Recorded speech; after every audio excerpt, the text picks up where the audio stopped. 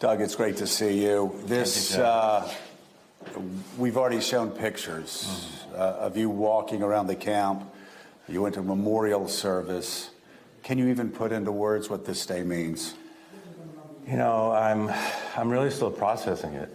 We just left and came right here, and it really is hard to talk about it right now. It's very emotional.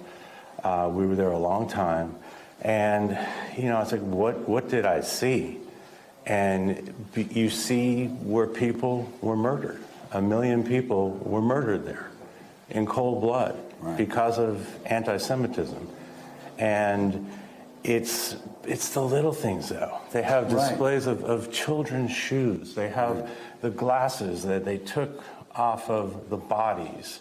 They have women's hair. They have all these things that make it so real. And for those folks who would deny that this happened, you know, see what we just saw. It's as real as it gets. It's so massive. The tragedy is so massive that I've always found it hard to get my arms around it, that this could ever happen. And it's so overwhelming, but it's those little things, isn't it? Yeah. It's those little things. I think of Spielberg's movie where there's a little girl in the red coat. Well, it's the shoes, like you're talking about. And you see within the shoes, there are bits of color, and that's exactly what you're thinking about. And again, these were people. There's one display there where they're showing almost the before and after, where you see these beautiful scenes of people, Jewish people, but what are they doing? They're just living their everyday lives. And then they show this horrific anti-Semitism, and you hear it. You actually hear the voices, and then the third thing you see is death. By the way, Jewish people, many of whom did not leave, because even they at that time couldn't imagine. Anti-Semitism has been with us for thousands of years, but this was so different. I want to ask you, one of the reasons we're here on an anniversary that doesn't end in a 0 or a 5 is what's going on in America. Talk about, sadly, the anti-Semitism rising in America. It's they're not just saying the quiet part now, they're screaming it. And it's almost becoming too everyday, and we can't normalize it, Joe. And that's one of the reasons the administration has been so strong on this. I think the president said in his statement, but he said this many times, he ran for president because of those tiki torches in Charlottesville. Jews will not replace us. And he told me a story before the trip. He took me to the Oval Office, and he's just so passionate about this issue. He told me the story about his own father, who would talk to then young President Biden about the Holocaust and how outraged his own father was, and how he has been to Dachau, his children, his grandchildren. He took his children, because of what his father said, he took his children to Dachau. And so we spent a good 20 minutes in the Oval Office before this trip, because he just wanted me to know how important this issue is to him and this administration. And talk about how important it is to you. Talk about your family. You're going to be going to an ancestral home.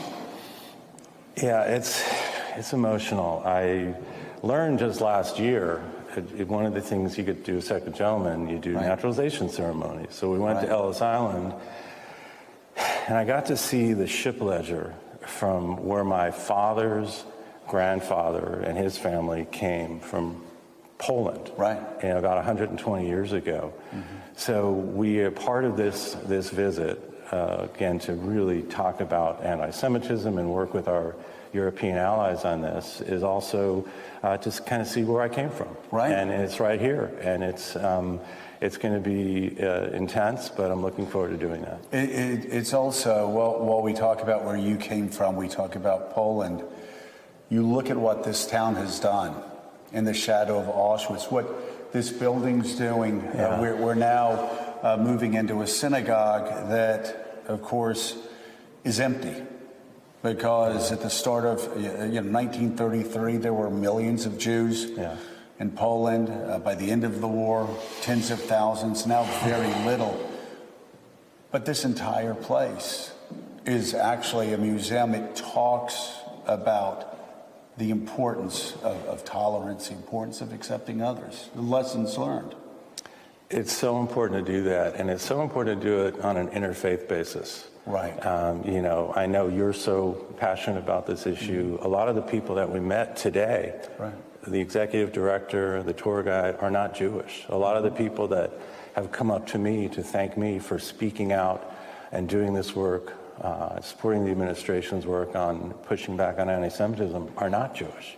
And they want to work with me and the administration on pushing back because, again, we see what happens. We saw the history 75, 80 years ago, and we're seeing what's happening today. Right. We've got to push back on it. This town around us was predominantly Jewish, and this was the synagogue, and we're walking into the main synagogue here.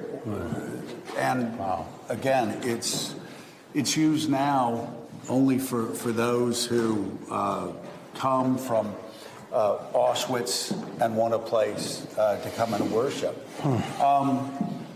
And what you're reminded of when you're in this town is, unfortunately, what President Biden talked about. It was ordinary people who carried out unspeakable barbarism. It was ordinary people who were slaughtered, and it was ordinary people who were complicit by just standing by. Talk about that. And again, the warning that that sends to Americans today after everything that you've seen in Auschwitz. Yeah, this is why we do this work. And this is why we have to educate people on what the Holocaust is, what it meant, what anti-Semitism is, what it meant, and what it can mean. And it is. It's this banality of evil that they talk about. And we have to push back on it. That's why I always say we can't normalize it. Anytime we hear it, we've got to call it out. And there has to be consequence to it as well. We need leaders, and you talk about this all the time. You've got so-called leaders who see this stuff, hear this stuff, and they know better. Right. And they don't say a word. Right. They don't say a word because some lack courage. So we cannot have that. This is not a both sides issue. There are not two sides to the Holocaust. Right. There's not two sides to anti-Semitism. We all must speak up and speak out and be aligned on this so we can avoid what we're seeing right here, what I just walked out of, and what we're seeing today. We cannot have it. So we're here in Poland again, in the shadow of this place where unspeakable horrors were committed. Is there any final words you'd like to say to the Morning Joe family from Poland about what you've seen, what they need to be aware of? Let's just make sure that this doesn't become just a once in a year story, or only when we hear these horrible instances of anti-Semitism that we're seeing. This needs to be all the time. You know, I am here for the marking International Holocaust Remembrance Day, but we need to remember it every day. And so I'd ask your viewers, you know, there's so much going on all the time, and we get caught up in all these things. That's one of the reasons that I'm so passionate about doing this work on behalf of the administration. Yes, there's lots going on, but this has to be front and center, because if we let this hatred, this epidemic of hate, just keep spreading, it's going to affect all of you out there. It's not just about Jewish people. It's about all of us. All right. Second Gentleman Douglas Emhoff. Thank you, Jeff. Thank you so much for doing this. I I greatly appreciate it.